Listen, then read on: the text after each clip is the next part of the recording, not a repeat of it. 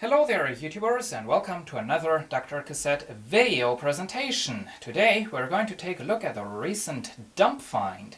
This is the Sony STR-GX390 receiver from, well, I would say the mid to late 90s. This is more of a budget price receiver and it did need some work. I am going to get into that in a couple of minutes. Now first of all, let's go ahead and turn this on. Now we may not get a very good stereo effect because we have basically one speaker standing in front of the camera where the receiver is standing on top of, and we have another speaker behind the camera. Let's go ahead and take a look at the features and functions of this receiver. Now as I zoom in over there and can probably reduce the exposure a little bit, we have the power switch. This is unfortunately just a standby thing.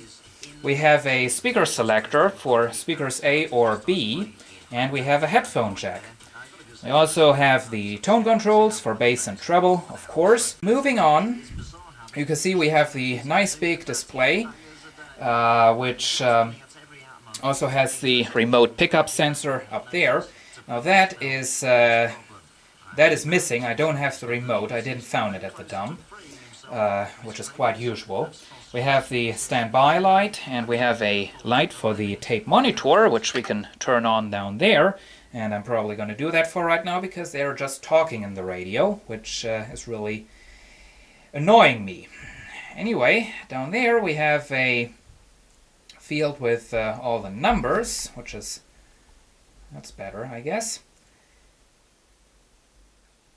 Right there, and you can see all the functions that we have under the display. I guess that's all pretty much self-explaining. We have regular tuning, preset tuning, memory, FM mode for either stereo or mono, which didn't work then. Okay, and FM and AM reception, that's quite usual.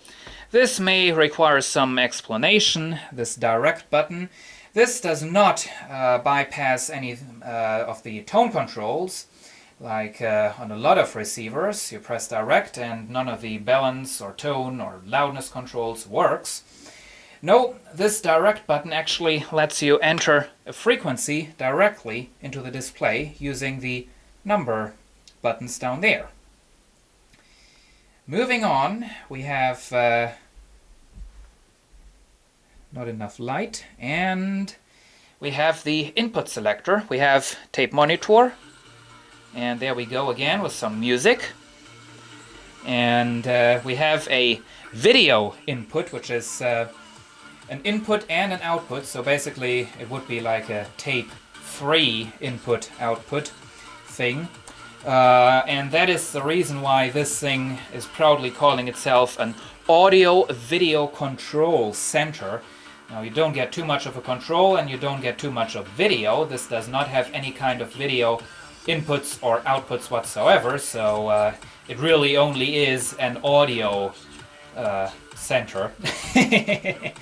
Now, moving on, we have the tape 1/DAT. We have a CD, tuner, and phono.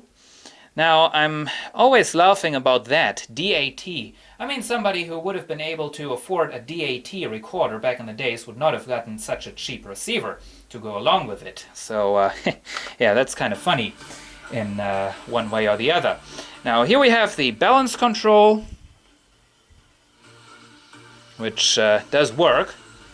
We also have the volume control right here. Yeah, this thing can go quite loud, I can tell you that much. I can probably make some tests in just a minute. Anyway, down here we have the loudness control, which is adjustable.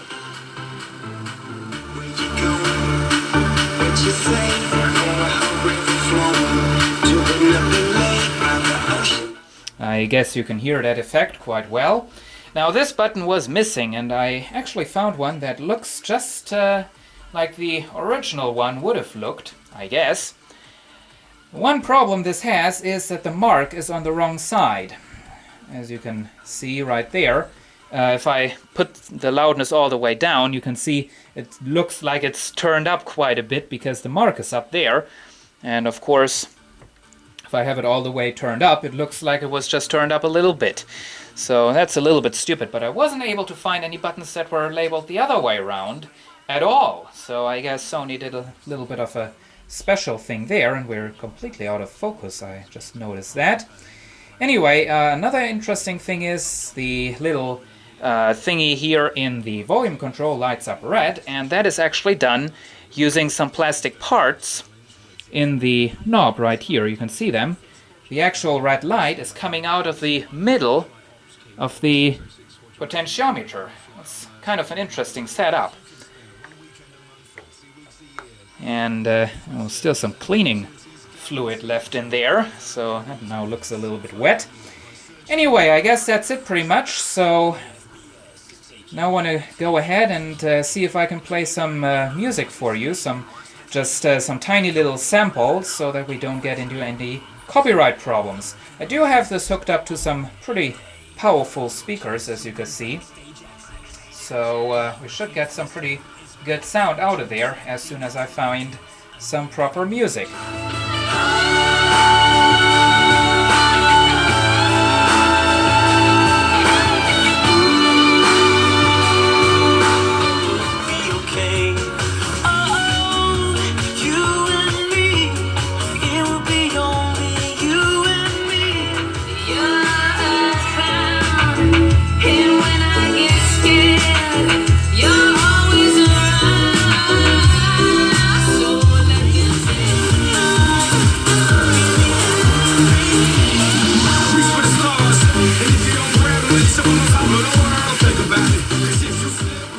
Okay, now we are having some pretty damn bad reception.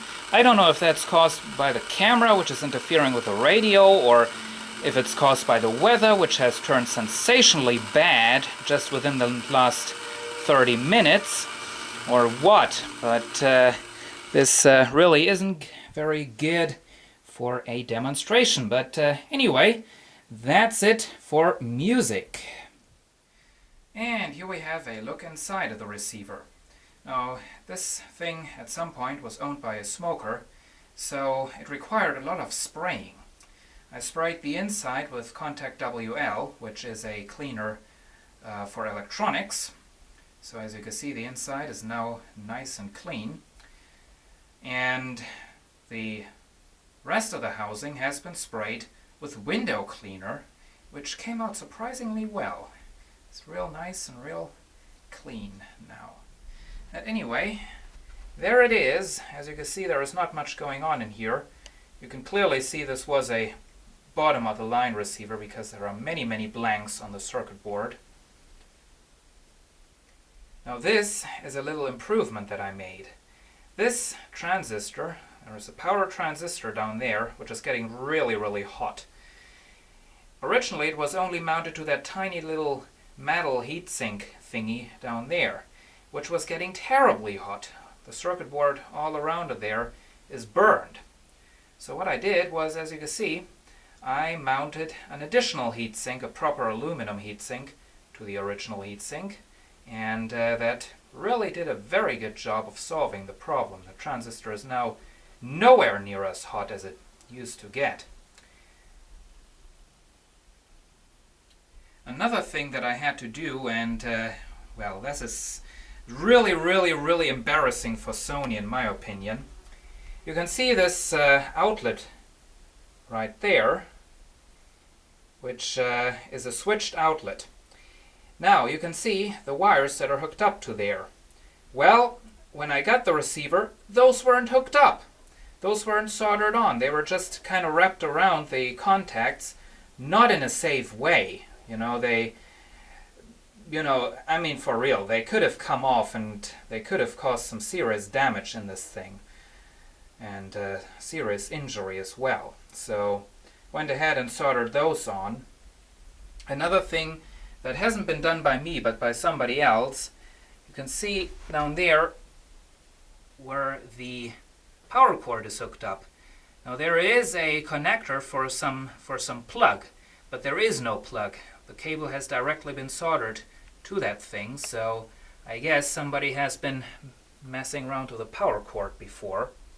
But the power cord is okay, so I'm not going to do any further messing around with that. I also resoldered a lot of the connections on the circuit board. Every component that can possibly get warm has been resoldered. So there really wasn't enough of solder on that circuit board. And the last thing that I had to do was, you can see the speaker relay down there. I had to desolder it from a circuit board. I opened it up and I cleaned the contacts inside of there. So now this receiver is hopefully going to work again reliably. So there you have it, the Sony model STR-GX390 receiver. Hope you enjoyed this video and see you again soon.